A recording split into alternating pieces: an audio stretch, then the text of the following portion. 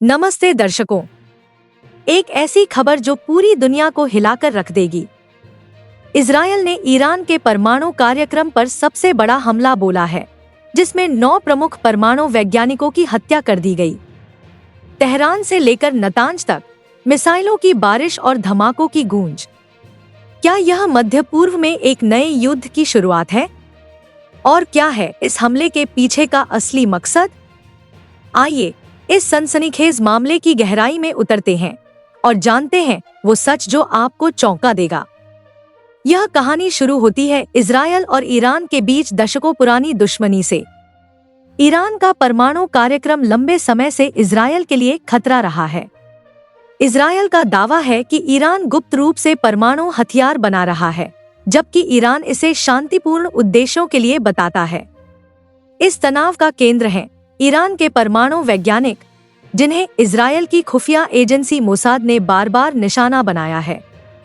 13 जून 2025 को इजरायल ने operation rising lion शुरू किया। 200 से ज्यादा फाइटर जेट्स ने ईरान के 100 से अधिक सैन्य और परमाणु ठिकानों पर हमला किया। इनमें नतांज की परमाणु सुविधा और कई वैज्ञानिकों के निजी आवास शामिल थे। इस हमले में 9 वैज्ञानिक मारे गए, जिनमें फेरीदौन अब्बासी और मोहम्मद मेहदी तेहरानची जैसे बड़े नाम शामिल हैं। शुरुआती जांच में पता चला कि यह हमला महीनों की खुफिया योजना का नतीजा था। लेकिन सवाल यह है, क्या इजरायल का यह कदम सही था या इसने एक बड़े युद्ध को जन्म दे दिया? आइए इस मामले की परत दर परत पड़ताल करते हैं। इजरायल ने दावा किया कि ये वैज्ञानिक ईरान के परमाणु हथियार कार्यक्रम के मुख्य सूत्रधार थे। इजरायल की सेना ने कहा कि इन वैज्ञानिकों की मौत से ईरान का परमाणु कार्यक्रम कई साल पीछे चला गया। फेरीदौन अब्बासी, जो 2011 से 2013 तक ईरान की परमाणु ऊर्जा संगठन के प्रमुख थे, और मोहम्मद मेहदी तेहरानची, एक सैद्धांतिक भौतिकशास्त्री, इस हमले में मारे गए। इजरायल का कहना है कि ये दोनों पहले बंद हो चुके अमद प्रोजेक्ट का हिस्सा थे, जो परमाणु हथियार बनाने की गुप्त योजना थी। लेकिन चौंकाने वाली बात यह है कि इजरायल ने न केवल वैज्ञानिकों को निशाना बनाया, बल्कि नतांज की परमाणु सुविधा को भी भारी नुकसान पहुंचाया। सैटेलाइट तस्वीरों में नतांज के ऊपरी हिस्से में आग और धुआं साफ दिखाई दे रहा है। आईईए ने पुष्टि की कि नतांज का वह हिस्सा नष्ट हो गया, जहां 60% तक यूरेनियम संवर्धन हो रहा था। लेकिन फोर्डो सुविधा, जो पहाड़ के नीचे बनी है, को कोई बड़ा नुकसान नहीं हुआ। क्या इजरायल का यह हमला वाकई सफल रहा या यह सिर्फ एक दिखावा था? ईरान ने इस हमले का जवाब देने में देर नहीं की।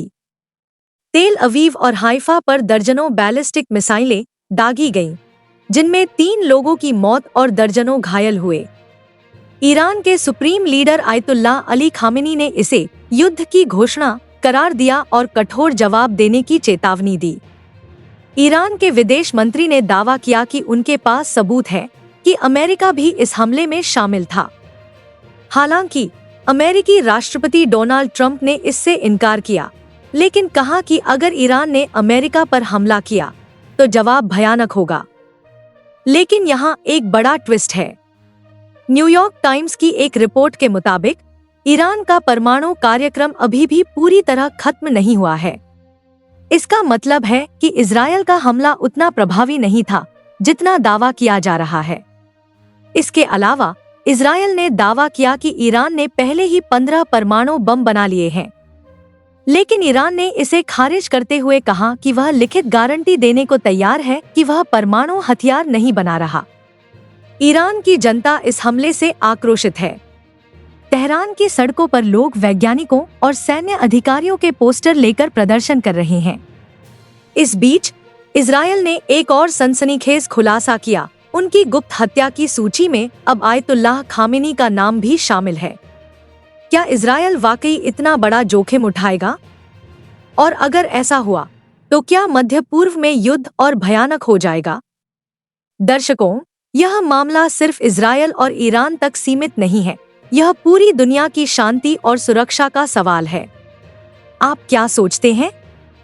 क्या इजरायल का यह हमला जायज था या इसने एक बड़े युद्ध को न्योता दिया? क्या ईरान के वैज्ञानिकों को न्याय मिलेगा? अपनी राय कमेंट बॉक्स में जरूर लिखें।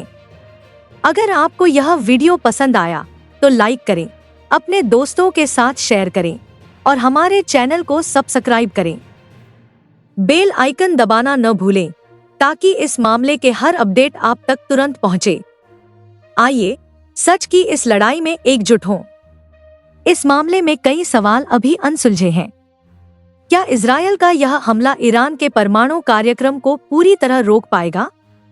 क्या ईरान का पलटवार और खतरनाक होगा? और अमेरिका की असली भूमिका क्या है? हम इस कहानी पर नजर रखेंगे और आपके लिए हर नया अपडेट लाएंगे। लेकिन एक बात साफ है, सच और न्याय की लड़ाई में पारदर्शिता सबसे जरूरी है। मारे गए वैज्ञानिकों के परिवारों को जवाब चाहिए और दुनिया को शांति। हम फिर मिलेंगे, तब तक सच की तलाश जारी रखें। नमस्ते।